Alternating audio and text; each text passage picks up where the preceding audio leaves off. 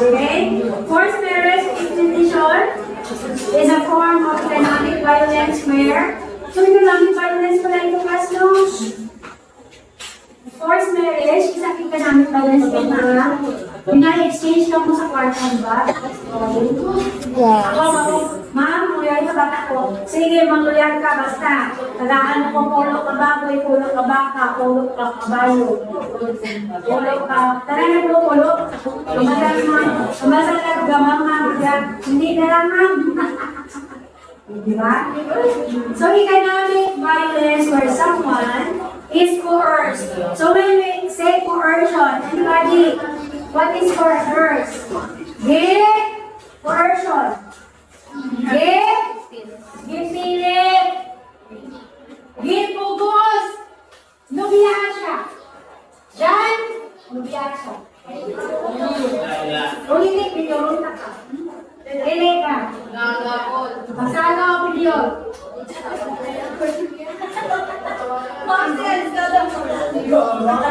Guys, kasama na ng ice? Masawa na lang.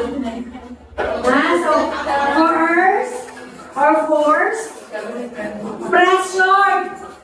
Ano mga sabaw sa mga ko? Saan ang mga pakasal sa tao? Sa Mumbai! Sulit! Was.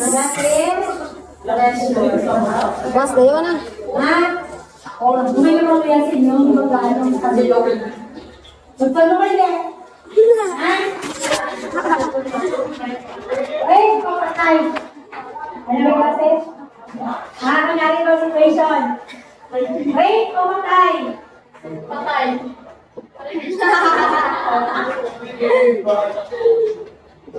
Sa mga to, kapakita ka mo. Siguro karambang mo. Pero paano na ako rin yung mga padala?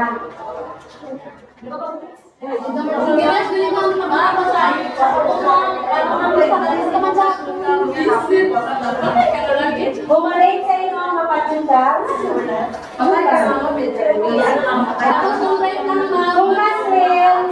Kung kailan ka naging bulok ka, nakaduwa lang, most likely kasi mabulit ka pa.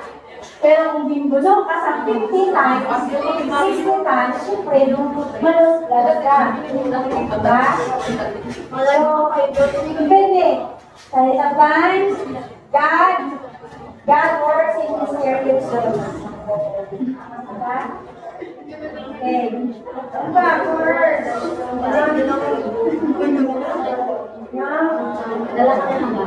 This can happen for various reasons, including financial gain. So, tama ka na, forced marriage para mga dowry.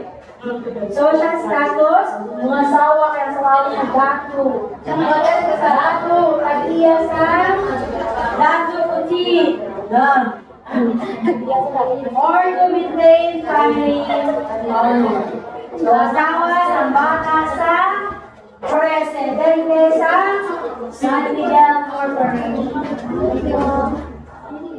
Next, impact. Victims of forced marriage may experience emotional and physical abuse within the